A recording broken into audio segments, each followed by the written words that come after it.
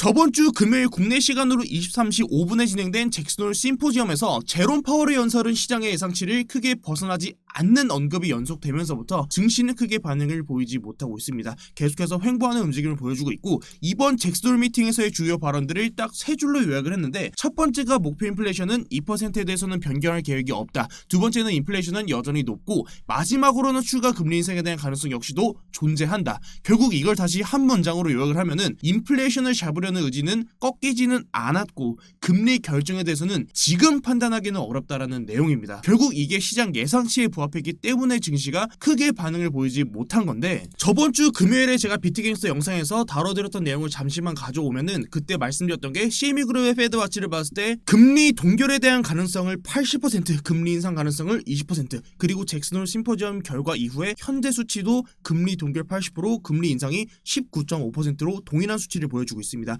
이전에 발표 직전이랑 현재랑 조금은 달라진 점이, 잭슨홀 발표 직전에는 금리 동결에 대한 가능성을 2024년도 5월 1일까지 계속해서 유지하는 모습을 보여주었고, 실질적인 금리 인하에 대한 가능성은 24년도 6월 12일 날로 결정이 되어 있었는데, 어제 발표가 난 직후부터는 금리 인상에 대한 추가적인 가능성을 한 번 더 열어두는 그 가능성을 보여주고 있습니다. 그럼 우리가 이 수치에 대해서도 한번 분석을 해봐야겠죠. 제가 비트갱스 관점 공유방에도 세 가지 방향성에 대해서 말씀을 드렸었는데, 하나는 금리 인상, 금리 인상, 두 번째는 금리 동결, 그리고 세 번째가 불확실성이었죠. 그리고 공통점은 시장 예상치인 금리 동결이 아닌 다른 언급이 나와준다면 단기 흐름 속에서는 하락이 나올 거라는 말씀을 드렸었던 것 같습니다. 자, 그럼 첫 번째로 금리 인상으로 가게 된다면 분명 단기 충격은 하락을 주겠지만, 시장이 무너지면서 과거 코로나 팬데믹처럼 급격한 금리 인하랑 양적 완화로 이어지지 않는 이상은 최소 6개월에서 1년이라는 기간의 포트폴리오를 구성하는 입장에서는 하락은 오히려 기회가 될 거다라는 말씀을 드렸었고, 저 역시도 비트 매수 진입을 이미 시작한 입장에서는 하락하면 더 매수를 담아보겠다라고 말씀을 드려왔었습니다. 두 번째로는 금리 동결을 하게 된다면 이미 많은 걸 감수하면서까지 미 연준에서는 끌어올린 금리를 쉽게 낮추기는 어려울 거다. 과거부터 금리 동결 기간에는 증시가 고점을 만드는 작업이 나와 주었었기 때문에 현재 구간에서도 금리 동결 기간을 어느 정도로 가져가는지는 제가 지금 보고 있는 비트코인 매도 타이밍에 있어서는 정말 중요한 자리라고 보고 있다라고 말씀을 드렸었죠.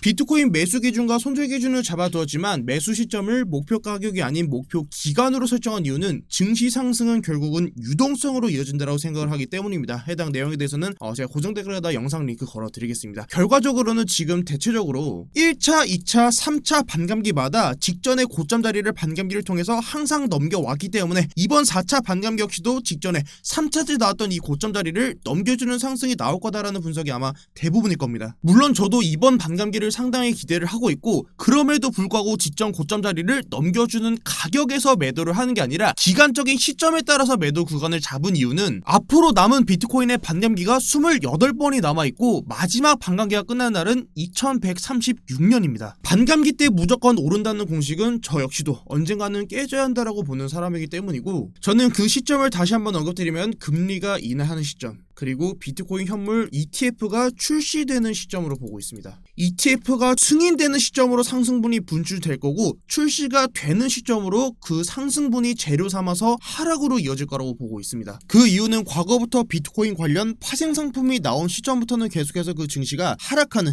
단기 고점을 형성하면서 하락하는 그림을 그려왔기 때문이고, 현재 역시도 2023년도 6월 27일 날 비트코인 2배 롱 ETF가 출시되면서 계속해서 좀 꺾이는 움직임을 보이고 있습니다. 앞으로 나오는 ETF 호재, SEC 금리 정책 등으로 인해서 얼마나 시장 자금이 들어온지에 따라서 비트코인이 그 고점을 어떻게 형성할지는 아직까지는 그 판단하기는 너무 이르다라고 보고 있고, 사실 이 고점 자리를 넘기는 상승을 벌써부터 예측한다는 것 자체가 저는 조금 그 분석이 조금은 엇나가지 않았을까라고 좀 차트를 바라보고 있습니다. 개인적인 의견을 조금 더 보태면은, 최근에 나왔던 31.8K 고점 자리는 당연히 충분히 넘기는 상승은 나올 수 있을 거다라고 보고 있고, 진짜 그 고점에서의 싸움은 이 구간, 이 구간 안에서의 비트코인으로 유동성을 얼마나 끌고 올 수 있는지에 대한 그 싸움이 될 거라고 좀 차트를 보고 있습니다. 자, 그럼 다시 이어서 설명드리면, 첫 번째로 금리 인상 말씀드렸고, 방금 금리 동결, 그리고 마지막 불확실성입니다. 자, 세 번째 마지막이 불확실성인데, 이전부터 파월은 불확실성을 계속해서 키워왔었습니다. 인플레이션은 꺾이지 않았고 않았고 향후 데이터를 보면서 결정하겠다라는 말을 수도 없이 반복해 왔었습니다. 저번 주 금요일 역시도 동일한 맥락으로 저는 좀 판단을 하고 있습니다. 연설은 진행이 되었지만 상당히 중립적인 입장을 보여왔었고 앞으로의 방향성 역시도 쉽게 가지는 않겠다는 생각이 듭니다. 제가 영상 썸네일에 추가 금리 인상으로 보는 게 맞을 것 같다라고 작성을 드렸고 아마 그걸 보고 들어오신 분들이 대부분일 겁니다. 결과적으로 저번 주 금요일 잭슨홀 미팅에서의 결과에 따른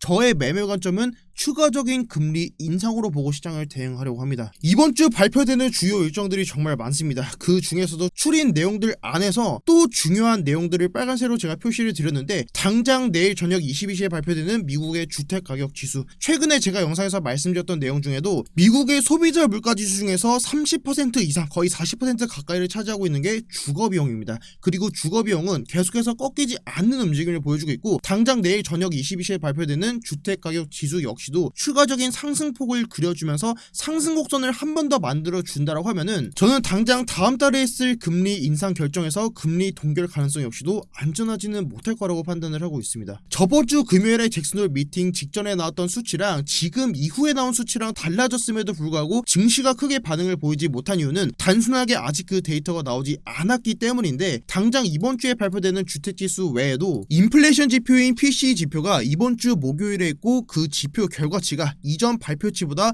0.3%를 높게 측정하고 있습니다. 그렇기 때문에 단기간에 이번에 발표되는 소비자 물가지수 역시도 예측치에 동일하거나 예측치보다 더 높은 수치가 나와주면서 인플레이션을 높이는 그 모습을 보여준다라고 하면은 시장은 상승보다는 하락에 대한 압력이 조금 더 있을 것으로 좀 보여지고 단기 포지션을 잡기에는 아직까지는 현물 시장은 매력적으로는 보고 있지는 않기 때문에 다양하게 포지셔닝을 희망하시는 분들께서는 적어도 이번 주 한 주만큼은 조금은 기다리는 매매를 하셔도 좀 괜찮지 않을까라고 좀 차트를 바라보고 있습니다. 결국은 이번 달 8월 월봉까지 마감되는 날이 껴있기 때문에 확실하게 방향성을 보시면서 매매를 하시는 걸 권장을 드리겠고 이후에 결과 발표가 나오는 그 일정에 따라서 매매 포지션을 잡아가시고 싶으신 분들께서는 비트갱스터 채널 들어오셔서 영상도 좀 확인하시면서 내용 참고하시면 정말 도움 많이 될 것 같고 영상 고정 댓글에 있는 텔레그램만 입장하셔서 정보도 받아가시면 투자에 좀 많은 도움을 받을 수 있는 자료를 가져갈 수 있을 것 같습니다. 네, 오늘 영상 여기까지고 다음 브리핑은 비트갱스터에서 여러분께 찾아뵙도록 하겠습니다. 네, 지금까지 코인킹에서 비트갱스터였습니다. 감사합니다.